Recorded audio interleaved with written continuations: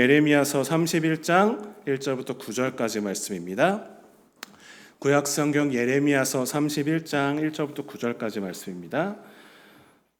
제가 가지고 있는 성경으로는 구약성경 1101페이지 예레미야 31장 1절부터 9절까지 말씀, 제가 한 절 읽고 우리 성도님들이 한 절 읽고 같이 교독으로 봉독하겠습니다.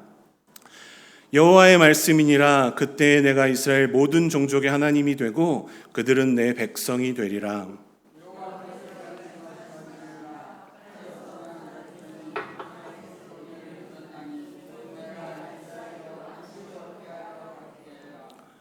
옛적에 여호와께서 나에게 나타나사 내가 영원한 사랑으로 너를 사랑하기에 인자함으로 너를 이끌었다 하였노라.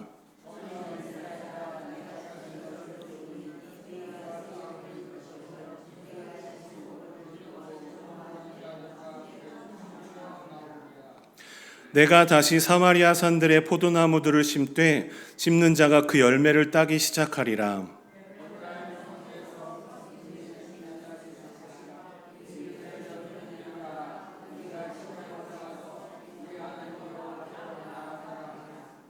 여호와께서 이와 같이 말씀하시니라. 너희는 여러 민족의 앞에 서서 야곱을 위하여 기뻐 외치라. 너희는 전파하며 찬양하며 말하라. 여호와여, 주의 백성 이스라엘의 남은 자를 구원하소서 하라.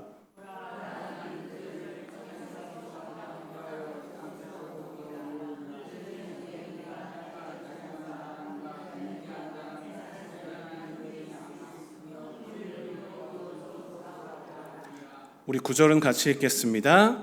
그들이 울며 돌아오리니 나의 인도함을 받고 간구할 때에 내가 그들을 넘어지지 아니하고 물 있는 계곡에 곧은 길로 가게 하리라. 나는 이스라엘의 아버지요 에브라임은 나의 장자니라. 아멘. 예레미야 31장 말씀을 가지고 영원한 사랑으로 라는 제목으로 말씀을 나누겠습니다. 저는 여동생이 한 명 있습니다. 제 여동생은 저랑 2살 차이인데요. 지금 몽골로 선교사를 가 있습니다. 저는 아직 결혼을 하지 못했지만 제 여동생은 결혼을 해서 지금 저의 조카가 2명이 있습니다. 이제 12살과 9살이 되었는데 그 조카들이, 그 둘째 조카가 지금은 9살이라 말을 굉장히 잘합니다. 그런데 예전에 저희 조카가 20개월이 넘었는데도 말을 그리 썩 잘하지 못했습니다. 그래서 엄마라는 말은 참 잘하는데 아빠라는 말을 하지 못했습니다. 그래서 아빠를 가리키면서 아빠라는 말을 가리키려고 아빠를 가리키면서 계속 아빠라고 해도 아빠를 엄마라고 부르는 겁니다. 그리고 또 할아버지를 가리키면서 하비라고 말을 해도 하비를 하비라고 부르지 않고 엄마라고 부르는 겁니다. 삼촌이라고 말해도 엄마라고 하고 할머니라고 해도 엄마라고만 불렀습니다. 그렇게 조금 약간 문제가 있는 게 아닌가라는 생각이 들었는데 다른 아이들도 약간 커가면서 그런 일들이 있더라고요. 솔직히 그 아이도, 저희 조카도 뭔가 잘못되었다는 걸 알면서 아빠를 가리키면서 아빠라고 부르면서 엄마라고 말하면서도 굉장히 환하게 웃으면서 엄마라고 말하는 것을 볼 수 있었습니다. 그 시기가 지나고 나자 물론 제 조카는 아빠, 엄마를 아주 잘 말하고 지금은 굉장히 엉뚱한 말을 하기도 해서 제가 약간 애늙은이라고 놀리기도 하는 그런 상황입니다. 그렇게 아이들은 다른 사람들과의 관계를 통해서 자신이 누구인지를 알아가는 것 같습니다.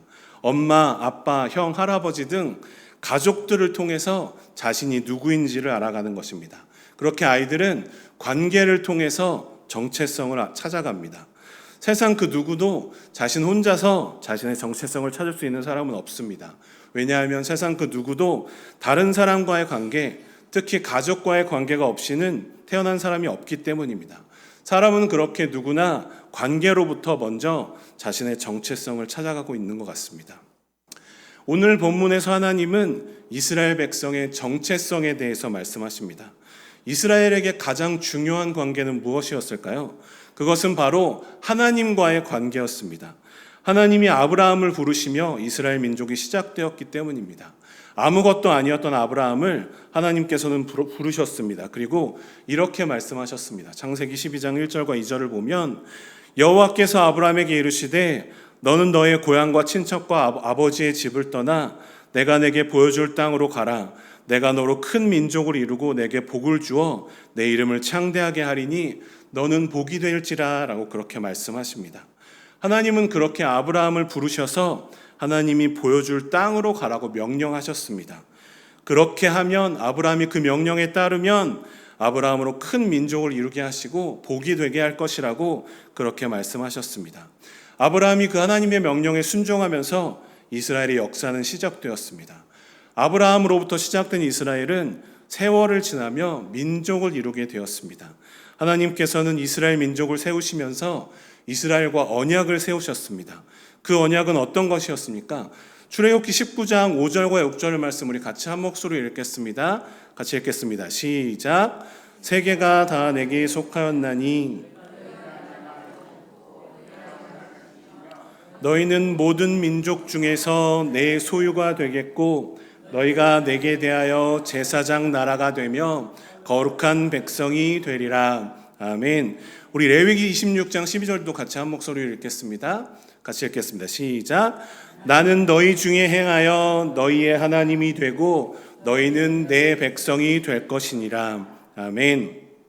하나님께서 이스라엘 백성 중에 행하셔서 이스라엘의 하나님이 되시고 이스라엘은 하나님의 백성이 될 것이라는 언약이 바로 하나님이 이스라엘과 맺으신 언약이었습니다. 그 언약은 바로 이스라엘의 정체성이었습니다. 여호와 하나님이 계시지 않는다면 이스라엘은 아무것도 아닌 연약한 민족이었습니다. 하지만 여호와 하나님이 이스라엘과 함께 하시면 이스라엘은 두려울 것이 없는 하나님의 백성들로 살아갈 수 있었습니다. 그래서 오늘 본문 1절에 하나님은 이렇게 말씀하십니다. 여호와의 말씀이니라 그때 내가 이스라엘 모든 종족의 하나님이 되고 그들은 내 백성이 되리라고 말씀하십니다. 지금 이스라엘 백성들은 하나님의 말씀을 따르지 않아서 멸망당하고 이제 앞으로 바벨론의 포로로 잡혀가게 될 것입니다. 그렇게 하나님은 하나님의 말씀을 따르지 않아서 멸망당하고 포로로 잡혀갈 이스라엘 백성들에게 다시 이렇게 말씀하시는 것입니다. 내가 이스라엘 모든 종족의 하나님이 되고 너희는 내 백성이 되리라 그렇게 말씀을 하시는 것입니다. 이스라엘 백성들이 하나님께 등을 돌리고 하나님의 말씀을 따르지 않고 하나님이 선지자를 통해 하신 말씀을 따르지 않았기 때문에 그렇게 이스라엘 백성들이 하나님을 떠났기 때문에 하나님과 이스라엘의 언약은 깨진 것처럼 보였습니다. 이스라엘 백성들은 하나님을 떠남으로 자신들이 그 언약을 깨버렸습니다. 하지만 하나님은 그 언약을 깨지 않으셨습니다. 하나님은 여전히 한결같은 마음으로 이스라엘 백성들이 돌아오기를 기다리셨습니다. 하나님이 그렇게 이스라엘 백성들이 돌아오기를 기다리신 이유는 무엇일까요? 그 이유는 바로 하나님께서 이스라엘을 사랑하시기 때문입니다. 오늘 본문은 하나님께서 여전히 영원한 사랑으로 이스라엘을 사랑하고 계신다는 것을 보여줍니다. 하나님의 사랑은 이스라엘의 시작부터 이스라엘을 향하셨고 이스라엘이 지금 하나님께 등을 돌려서 징계를 받는 지금 이 순간에도 하나님의 사랑이 이스라엘을 향하고 있는 것입니다. 이스라엘의 정체성은 그렇게 하나님의 사랑 위에 세워져 있는 것입니다. 하나님께서 이스라엘을 사랑하셨기 때문에 이스라엘을 부르셨고 이스라엘을 사랑하셨기 때문에 이스라엘과 언약을 맺으셨고 하나님의 백성으로 삼으셨습니다. 이스라엘 백성들이 하나님을 떠나 죄를 지어서 비록 심판을 받았지만 하나님은 여전히 이스라엘을 사랑하시며 이스라엘에게 하나님께로 돌아오라고 그렇게 말씀하시는 것입니다. 사랑이라는 단어를 빼고는 하나님을 설명할 수 없습니다. 성경이 우리에게 말씀해 주듯이 하나님은 사랑이십니다. 그리고 모든 역사는 하나님이 우리를 사랑하셨기 때문에 시작되었습니다. 그 놀랍고 한결같은 하나님의 사랑은 지금도 우리를 향하고 계신 줄로 믿습니다. 하나님의 놀라우신 사랑으로 인해서 우리도 지금 이 자리에 있는 줄로 믿습니다. 오늘 본문은 그렇게 하나님의 놀라우신 사랑이 어떤 사랑인지를 우리에게 말씀해 주고 있습니다. 그렇다면 하나님의 사랑은 어떤 사랑일까요? 첫 번째로 하나님의 사랑은 언제나 한결같은 영원한 사랑입니다.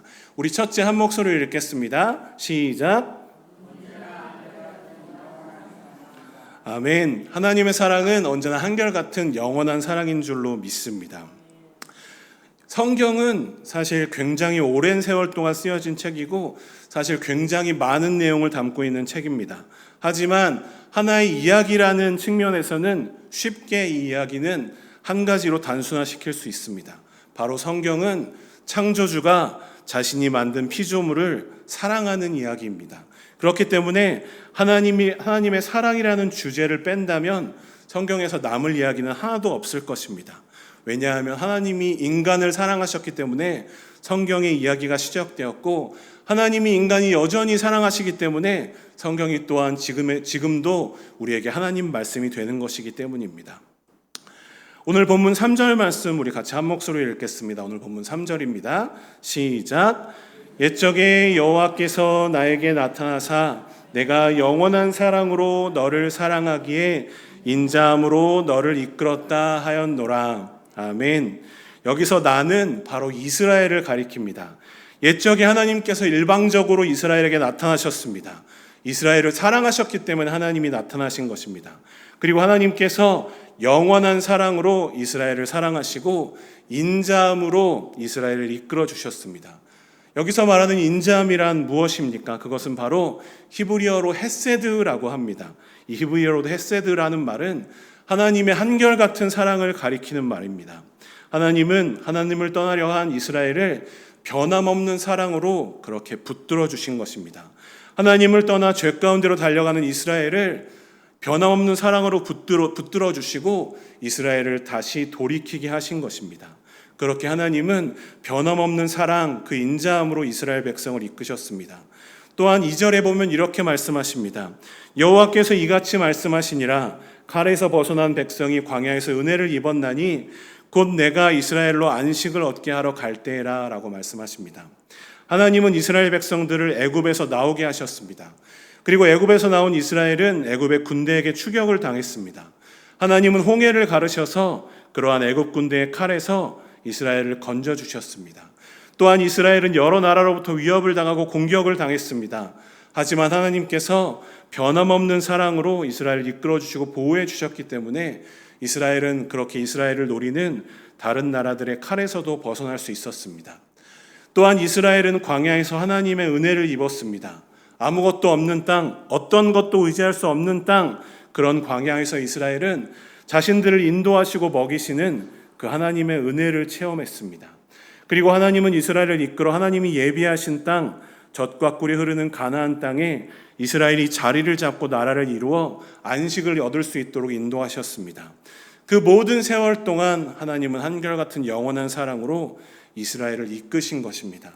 지금 이스라엘이 하나님의 사랑을 배반하고 하나님을 떠나려 해서 지금은 징계를 받고 지금은 심판을 받고 있지만 그래도 하나님의 사랑은 여전히 이스라엘을 향하고 있었던 것입니다. 하나님의 사랑은 언제나 그렇게 한결같은 영원한 사랑입니다. 그래서 사도 바울은 그 하나님의 사랑에 대해서 이렇게 말씀합니다. 우리 로마서 8장 38절과 39절 말씀 같이 한 목소리로 읽겠습니다. 시작. 내가 확신하노니 사망이나 생명이나 천사들이나 권세자들이나 현재일이나 장래일이나 능력이나 높음이나 깊음이나 다른 어떤 피조물이라도 우리를 우리 주 그리스도 예수 안에 있는 하나님의 사랑에서 끊을 수 없으리라. 아멘. 바울은 그 어떤 것이 온다고 할지라도 우리를 우리 주 그리스도 예수 안에 있는 하나님의 사랑에서 끊을 수 없다라고 그렇게 말씀합니다. 여기서 끊을 수 없다는 것은 분리시킬 수 없다는 뜻입니다. 그 누구도 그 어떤 것도 우리를 향한 그 하나님의 영원하고 한결같은 사랑에서 우리를 분리시킬 수 없다는 것입니다. 우리가 아무리 큰 어려움을 당해도 아무리 큰 절망 가운데 빠져 있어도 하나님의 사랑이 여전히 우리 곁에 계시고 우리를 일으키셔서 다시 일어서게 하시고 마침내는 승리하게 하실 것이라는 그런 말씀인 것입니다. 우리는 살아가면서 쉽게 흔들립니다. 작은 바람에도 흔들리지만 폭풍이 몰아칠 때에는 완전히 흔들려서 하나님을 원망하기도 하고 하나님을 떠나려고 할 수도 있습니다. 하지만 그런 가운데도 잊지 마시기를 바랍니다. 우리는 하나님을 떠나려 하지만 하나님은 절대 우리를 떠나지 않으시고 절대 우리를 포기하지 않으시는 줄로 믿습니다. 우리가 아까 찬양한 것처럼 거친 파도가 날 향해 올 때 우리는 넘어지고 쓰러지고 방황하겠지만 하나님이 우리를 붙들고 계시는 줄로 믿습니다. 하나님이 우리를 붙들어 주셔서 그 거친 파도 가운데에서도 우리가 주님과 함께 다시 날아오르게 우리를 인도하실 줄로 믿습니다. 하나님은 그렇게 한결같고 영원한 사랑으로 여전히 우리를 사랑하셔서 우리를 인도하시는 줄로 믿습니다. 그렇게 영원하고 한결같은 하나님의 사랑 안에 거하며 하나님의 사랑을 누리며 하나님의 사랑 가운데 살아가시기를 힘쓰시는 저와 우리 모든 성도님들이 되시기를 바랍니다. 하나님의 사랑은 어떤 사랑일까요? 두 번째로 하나님의 사랑은 회복하게 하시는 사랑입니다. 우리 두 번째 같이 한 목소리로 읽겠습니다. 시작. 아멘. 하나님의 사랑은 우리를 회복하게 하시는 사랑인 줄로 믿습니다. 이스라엘은 하나님을 거역하고 하나님의 말씀을 따르지 않았기 때문에 하나님의 심판을 받았습니다. 그래서 북이스라엘은 이미 아수르에게 침략으로 멸망당하고 사방으로 흩어짐을 당했습니다. 아직까지는 남유다는 남아 있었지만 남유다도 곧 하나님의 말씀대로 하나님이 사용하시는 바벨론의 침략 아래 멸망당하고 포로로 잡혀갈 것입니다. 그렇게 이스라엘은 완전히 무너지고 황폐해질 것입니다. 하나님은 반드시 그렇게 심판을 내리실 것이라고 많은 선지자를 통해 말씀하셨습니다. 오늘 본문의 예레미야 선지자도 계속해서 그런 하나님의 심판의 말씀을 전했습니다. 하지만 하나님은 이스라엘을 그렇게 황폐한 상태로 그냥 두지는 않으실 것입니다. 바벨론으로 포로로 잡혀간 이스라엘 백성들은 하나님이 정하신 때에 70년 후에 다시 돌아오게 될 것입니다. 그리고 그렇게 남은 이스라엘 백성들이 돌아올 때 하나님은 무너지고 황폐해진 이스라엘을 다시 세우실 것입니다. 우리 오늘 본문 4절 말씀 같이 한 목소리로 읽겠습니다. 시작. 처녀 이스라엘아, 내가 다시 너를 세우리니 내가 세움을 입을 것이요 내가 다시 소고를 들고 즐거워하는 자들과 함께 춤추며 나오리라. 아멘. 하나님은 이스라엘을 처녀라고 부르십니다. 처녀라는 것은 순결함을 상징하는 단어입니다. 하지만 이스라엘은 순결하지 않았습니다. 이스라엘은 하나님 앞에서 간음한 백성, 하나님을 떠나 우상을 섬긴 그런 백성이었습니다. 그럼에도 하나님은 이스라엘을 처녀라고 부르십니다. 하나님께서 이스라엘을 하나님이 부르신 그대로 처음의 모습을 회복하게 하실 것을, 하나님이 이스라엘을 다시 세우실 것을 말씀하시는 것입니다. 그렇게 하나님께서 이스라엘을 다시 세우실 것이기 때문에 이스라엘이 세움을 입어 즐거워하는 자들과 함께 춤추며 나올 것이라고 말씀을 하시는 것입니다. 우리 또한 본문 5절에서는 이렇게 말씀하십니다. 우리 5절 말씀도 같이 한 목소리로 읽겠습니다. 시작. 내가 다시 사마리아 산들의 포도나무들을 심되 심는 자가 그 열매를 따기 시작하리라. 아멘. 이 5절에서는 폐허가 된 사마리아 땅에 다시 포도나무가 자라 열매를 거둘 것이라고 말씀하십니다. 사마리아 땅은 북이스라엘 땅입니다. 이미 아수르의 공격을 받아서 초토화되고 황폐하게 된 땅이었습니다. 하지만 하나님께서 회복하게 하셔서 다시 그 땅에서 과실을 얻으며 다시 그 땅에서 하나님의 백성으로서 살아가게 하실 것이라고 그렇게 말씀하시는 것입니다. 또한 6절에서는 이렇게 말씀하십니다. 에브라임 산 위에서 파수꾼이 외치는 날이 있을 것이라. 이르기를 너희는 일어나라. 우리가 시온에 올라가서 우리 하나님 여호와께로 나아가자 하리라 라고 말씀하십니다. 지금 북이스라엘 백성들은 아수르에 멸망당해서 사방으로 흩어져 있습니다. 또한 남유다 백성들은 이제 곧 바벨론에 멸망하여서 포로로 잡혀가게 될 것입니다. 하지만 하나님은 다시 에브라임 산에서 파수꾼이 외치는 날이 있을 것이라고 말씀하십니다. 이스라엘 백성들이 다시 하나님의 땅 이스라엘로 돌아가는 날, 시온으로 돌아가는 날이 있을 것이라고 말씀하십니다. 이스라엘 백성들이 하나님을 바라볼 때, 이스라엘 백성들이 하나님께로 나아갈 때 하나님께서 그렇게 모든 것을 회복시키실 것이라고 그렇게 말씀하시는 것입니다. 하나님의 사랑은 그렇게 회복하게 하시는 사랑입니다. 하나님은 이스라엘 백성들이, 하나님의 백성들이 하나님을 떠났기 때문에 징계하시고 벌을 내리셨습니다. 하지만 하나님은 여전히 놀라우신 사랑으로 이스라엘 백성들을 사랑하시며 때가 되면 이스라엘 백성들을 다시 이스라엘로 돌아가게 하셔서 모든 것을 회복시켜 주시겠다고 그렇게 말씀하시는 것입니다. 그래서 시편 기자는 시편 145편 14절에서 이렇게 고백합니다. 우리 한 목소리로 같이 읽겠습니다. 시작. 여호와께서는 모는 넘어지는 자들을 붙드시며 비굴한 자들을 일으키시는도다. 아멘. 그렇게 하나님께서는 모든 넘어지는 자들을 붙드시며 비굴한 자들을 일으키시는 분이신 줄로 믿습니다. 우리도 때로 살아가다 보면 넘어질 때가 있을 것입니다. 우리가 주님 앞에서 엎드러져서 아무것도 하지 못할 때, 그렇게 모든 것이 허무할 때도 있을 것입니다. 그럴 때 우리는 우리를 여전히 붙들고 계시는 하나님만을 바라봐야 할 줄로 믿습니다. 우리가 하나님을 떠나려 할 때도, 우리가 하나님을 벗어나려 할 때도 하나님은 여전히 우리를 붙들고 계시는 줄로 믿습니다. 그리고 우리를 붙들고 계시는 하나님께서 우리를 일으켜 주시고 우리를 회복시켜 주실 줄로 믿습니다. 그 하나님만 바라보시며 그 하나님만 의지하시는 저와 우리 성도님들이 되시기를 바랍니다. 우리가 그렇게 하나님만 의지하며 나아갈 때 오늘도 내일도 하나님께서 우리와 동행하시며 우리를 그 놀라우신 사랑으로, 주님의 능력으로 우리를 붙들어 주실 줄로 믿습니다. 그렇게 하나님께 나아가시기를 힘쓰시는 저와 우리 모든 성도님들이 되시기를 간절히 바랍니다.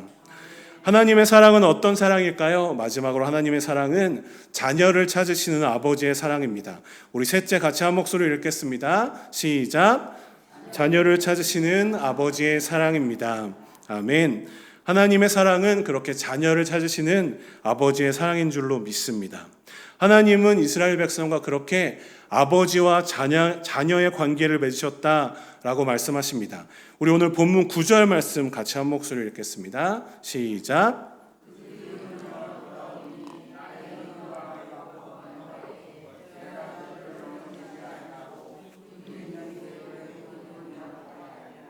나는 이스라엘의 아버지요 에브라임은 나의 장자니라. 아멘. 하나님은 나는 이스라엘의 아버지요 에브라임은 나의 장자니라 라고 말씀을 하십니다. 그렇게 하나님께서는 이스라엘의 아버지가 된다라고 말씀하시고, 아버지이신 하나님께서는 자신의 백성, 자신의 자녀들인 이스라엘을 찾으실 것이라고 그렇게 말씀하십니다. 그래서 또한 본문 7절에는 이렇게 말씀하십니다. 여호와께서 이와 같이 말씀하시니라. 너희는 여러 민족의 앞에 서서 야곱을 위하여 기뻐 외치라. 너희는 전파하며 찬양하며 말하라. 여호와여 주의 백성 이스라엘의 남은 자를 구원하소서 하라라고 그렇게 말씀하십니다. 이스라엘은, 하나님께서는 야곱, 이스라엘을 위하여 기뻐 외치라고 말씀하십니다. 왜냐하면 하나님께서 하나님의 자녀인 이스라엘의 남은 자들을 구원하실 것이기 때문입니다. 하나님은 아수르와 바벨론에 의해 뿔뿔이 흩어진 하나님의 백성들, 하나님의 자녀들을 찾아 모으셔서 이스라엘로 돌아오게 하실 것입니다. 그리고 그렇게 이스라엘 백성들이 다시 이스라엘로 돌아오게 될 때 하나님께서 그들을 인도하실 것입니다. 하나님께서 광야에서 이스라엘 백성들을 이끄셨듯이 포로에서 돌아오는 이스라엘 백성들도 이끄실 것입니다. 그리고 그 긴 여정에서 하나님께서 이스라엘 백성들을 보호하셔서 넘어지지 않게 하시고 먹을 물이 있는 계곡으로 인도하실 것이며 곧은 길로 인도하셔서 안전하게 돌아오게 그렇게 하실 것입니다. 왜 그렇게 하실까요? 하나님이 그렇게 하시는 이유는 하나님이 이스라엘의 아버지가 되시기 때문입니다. 그리고 하나님께서 자신의 자녀인 이스라엘을 사랑하시기 때문에 하나님이 그렇게 이스라엘을 안전하게 다시 돌아오게 하실 것입니다. 그렇게 하실 것이라고 하나님이 말씀하시는 것입니다. 우리도 예수님을 믿음으로 하나님의 자녀가 되는 권세를 받은 줄로 믿습니다. 이스라엘의 아버지께서, 하나님께서 이스라엘을 사랑하고 보호하셨던 것처럼 우리도 예수님을 믿고 하나님의 자녀가 된 우리도 그렇게 보호하시고 인도하시는 줄로 믿습니다. 이스라엘을 사랑하신 하나님께서 우리도 사랑하시고, 이스라엘을 인도하셨던 하나님께서 우리도 인도하시는 것입니다. 우리도 이스라엘과 마찬가지로 예수님을 믿고 하나님의 자녀가 되었기 때문입니다. 우리가 하나님을 아버지라고 부를 수 있는 것이 얼마나 큰 은혜인지 모릅니다. 우리의 아버지 되시는 하나님께서 우리의 모든 사정을 아시는 줄로 믿습니다. 우리의 아버지 되시는 하나님께서 우리의 아픔을 아시는 줄로 믿습니다. 그리고 우리의 아버지 되시는 하나님께서 우리가 간구할 때 우리의 모든 간구를 들으시고 반드시 응답하실 줄로 믿습니다. 그렇게 우리의 아버지이신 하나님만 붙들고 오늘도 나아가시는 우리 성도님들이 되시기를 바랍니다. 우리가 아버지를 부를 때 하나님께서 우리의 그 부르짖음을 외면하지 않으실 줄로 믿습니다. 우리가 아버지를 찾을 때 아버지께서 우리를 붙들어 주시고 오늘도 주님의 사랑과 은혜 가운데 살아갈 수 있도록 우리를 인도하실 줄로 믿습니다. 그렇게 오늘도 하나님의 자녀로서 사랑이 넘치신 우리 아버지 하나님께 더욱 힘써 나아가시며 하나님과 동행하시는 저와 우리 모든 성도님들이 되시기를 바랍니다. 뇌성마비 시인인 송명희 시인이 지은 시 중에서 그래도라는 시가 있습니다. 우리 찬양사역자 박정호 씨가 불러서 유명해졌던 시기도 한데요. 그 시를 잠깐 같이 읽겠습니다. 제가 읽겠습니다. 내가 나를 떠나가도 그래도 나는 너를 떠나지 아니하며 내가 나를 버려도 그래도 나는 너를 버리지 아니하리라. 내가 나를 사랑하지 않아도 그래도 나는 너를 사랑하며 내가 지은 죄 많으나 그래도 나는 너를 용서하리라. 내가 천하고 미련하나 그래도 나는 너를 받으리라. 이 시의 고백대로 하나님께서는 언제나 우리와 함께 하시고 우리를 사랑하시는 줄로 믿습니다. 우리가 하나님을 떠나가도 하나님은 우리를 떠나지 않으실 것입니다. 우리가 지은 죄가 많지만 우리가 하나님께로 나올 때 하나님은 우리의 죄를 용서해 주실 줄로 믿습니다. 우리가 어떠하든지 그 어떤 것에 상관없이 하나님은 우리를 영원한 사랑으로 사랑하시는 줄로 믿습니다. 성경은 그렇게 하나님이 우리를 사랑하신다는 고백으로 가득 차 있습니다. 오늘 본문 동안 만물을 지으신 하나님께서 우리를 그 영원한 사랑으로 사랑하신다라고 우리에게 말씀해 주고 있습니다. 그렇게 하나님이 우리를 사랑하신다는 사실을 믿으십니까? 정말로 믿으십니까? 그렇습니다. 우리의 정체성은 바로 그 하나님의 사랑으로부터 시작되었습니다. 하나님께서 우리를 그렇게 사랑하시기 때문에 우리는 하나님의 자녀가 된 줄로 믿습니다. 하나님이 우리를 그렇게 사랑하시기 때문에 우리는 오늘 이 자리에서 하나님을 예배하고 하나님을 찬양하고 하나님께 기도할 수 있는 줄로 믿습니다. 그렇게 우리를 한결같은 영원한 사랑으로 사랑하시는 우리의 아버지 하나님께 더욱더 힘써 나아가시며 하나님의 사랑과 은혜 가운데 오늘을 살아가시는 저와 우리 모든 성도님들이 되시기를 바랍니다. 우리의 아버지 되신 하나님께서 우리를 붙들어 주시고 우리를 회복하게 하시고 우리가 하나님의 뜻대로 살 수 있도록 우리를 붙드실 줄로 믿습니다. 그 아버지의 사랑 가운데 서서 오늘도 살아가시는 저와 우리 모든 성도님들이 되시기를 간절히 바랍니다. 기도하겠습니다.